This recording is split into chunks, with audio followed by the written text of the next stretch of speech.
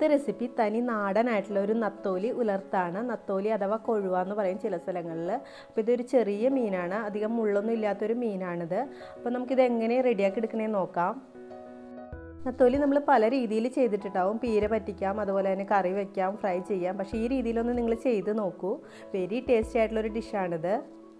ഇത് റെഡിയാക്കി എടുക്കാനായിട്ട് ഞാനിപ്പോൾ ഒരു പാൻ വെച്ചിട്ടുണ്ട്. അതിലേക്ക് ഒരു 2 ടേബിൾ സ്പൂൺ വെളിച്ചെണ്ണ ഒഴിച്ച് കൊടുത്തിട്ടുണ്ട്.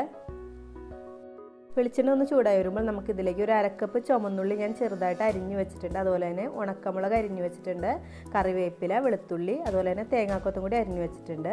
അപ്പോൾ നമുക്കിത് ഓരോന്നായിട്ട് ഇതിലേക്ക് ഇട്ട് കൊടുക്കാം. തേങ്ങാക്കൊത്തും അതുപോലെ തന്നെ ഉണക്കമുളക് ഇങ്ങനെ ഈ ചെറിയ പീസായിട്ട് ഇട്ട് കൊടുക്കുമ്പോൾ ഒരു പ്രത്യേക ടേസ്റ്റാണ് ഇതിന്. അതിൽ തന്നെ നമുക്കിതൊക്കെ ഇട്ട് കൊടുക്കാം. എന്നിട്ട് ജസ്റ്റ് ഒന്ന് വാടി വരുമ്പോൾ നമുക്ക് അടുത്തതായിട്ട് ഉള്ളിയും കൂടി ചേർത്ത് കൊടുക്കാം. ഈ കൂട്ടിലേക്ക് ആവശ്യമുള്ള കുറച്ച് ഉപ്പും കൂടി ചേർത്തിട്ട് നമുക്കൊന്ന് നന്നായിട്ട് വഴറ്റിയെടുക്കണത്.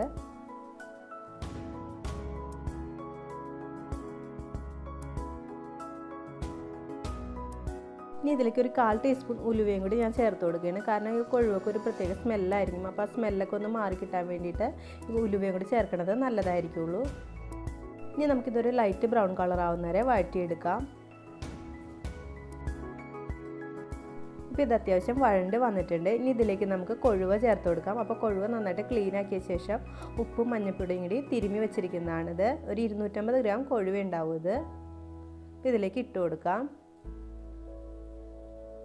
എന്നിട്ട് നമുക്ക് നന്നായിട്ട് ഇളക്കി യോജിപ്പിക്കാം. ഇത്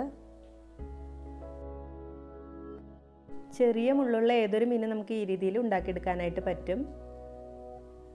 നന്നായിട്ട് മൊരിയിച്ചെടുത്താൽ ഈ മുള്ളിൻ്റെ ഇതൊന്നും അറിയേ പോലും ഇല്ല. കാരണം ചെറിയ മുള്ളാണല്ലോ, അതുകൊണ്ട് തന്നെ മുള്ള് നന്നായിട്ട് മൊരിഞ്ഞ് വരും.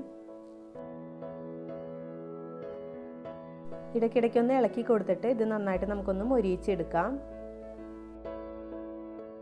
ഈ മീനിപ്പോൾ നല്ല നെയ്യുള്ളൊരു ടൈമായിരിക്കും. കാരണം ഇപ്പോൾ പുഴമീൻ ആയതുകൊണ്ട് തന്നെ ഈ ഒരു സീസണിൽ എല്ലാ മീനുകൾക്കും നല്ല നെയ്യ് ഉണ്ടാവും. അപ്പോൾ ഒരു പ്രത്യേക ടേസ്റ്റ് ആയിരിക്കും ഇതിന്. പക്ഷേ ഇതിനൊരു പ്രത്യേക സ്മെല്ലുണ്ടാവും നെയ്യുള്ളതുകൊണ്ട് തന്നെ. അപ്പോൾ സ്മെല്ല് മാറാനായിട്ടാണ് നമ്മൾ ഉലുവയും അതുപോലെ തന്നെ കുരുമുളക് പൊടിയൊക്കെ ചേർത്ത് കൊടുക്കുന്നത്. അപ്പോൾ ഒട്ടും തന്നെ സ്മെല്ലുണ്ടാവില്ല. പിന്നെ നമ്മൾ ഈ മീൻ ക്ലീൻ ആക്കുമ്പോൾ കുറച്ച് ഉപ്പൊക്കെ ഇട്ടിട്ട് നന്നായിട്ട് ക്ലീൻ ആക്കി എടുത്താൽ നെയ്യിൻ്റെ മണമൊന്നും ഉണ്ടാവില്ല.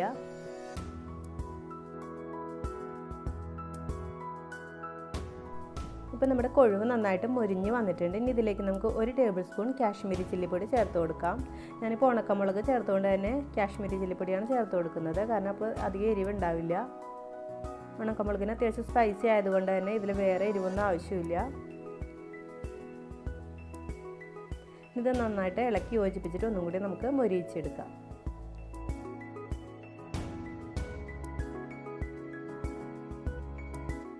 അടുത്തായിട്ട് ഞാൻ ഇതിലേക്ക് കുറച്ച് കുരുമുളക് പൊടി ചേർത്ത് കൊടുക്കണം. നല്ല തരിതരിപ്പായിട്ട് പൊടിച്ച കുരുമുളക് പൊടി. അപ്പോൾ നല്ലൊരു ഫ്ലേവർ ആയിരിക്കുള്ളൂ ഈ ഒരു കൊഴുവ ഉലർത്തിന്. എന്നിട്ടൊരു 2 മിനിറ്റും കൂടി നന്നായിട്ടൊന്ന് ഇളക്കി യോജിപ്പിച്ചിട്ട് നന്നായിട്ട് മൊരിയിച്ചെടുക്കാം നമുക്ക്. ലാസ്റ്റായിട്ട് ഞാൻ ഇതിലേക്ക് കുറച്ച് കറിവേപ്പിലയും കൂടി ചേർത്ത് കൊടുക്കുന്നുണ്ട്. അപ്പോൾ നമ്മുടെ തനി നാടനായിട്ടുള്ള കൊഴുവ ഉലർത്ത് റെഡി ആയിട്ടുണ്ട്. തേങ്ങാക്കൊത്തും അതുപോലെ തന്നെ ഉണക്കമുളകൊക്കെ ഇട്ടുകൊണ്ട് തന്നെ ഇതൊരു പ്രത്യേക ടേസ്റ്റാണ് ഇതിന്. അപ്പോൾ നിങ്ങളെല്ലാവരും ഒന്ന് ട്രൈ ചെയ്ത് നോക്കൂ ഇനി. അപ്പോൾ ഇനി വീട്ടിൽ കൊഴുവ വാങ്ങുമ്പോൾ ഈ രീതിയിലൊന്ന് ട്രൈ ചെയ്ത് നോക്കൂ. എന്നിട്ട് അഭിപ്രായങ്ങൾ എന്നെ അറിയിക്കാനായിട്ട് മറക്കരുത്. ഗ്യാരണ്ടീഡ് ഡിഷാണ്. അപ്പോൾ നിങ്ങളെല്ലാവരും ട്രൈ ചെയ്ത് നോക്കണം.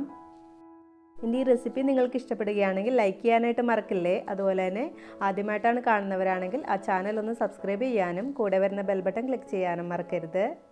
താങ്ക്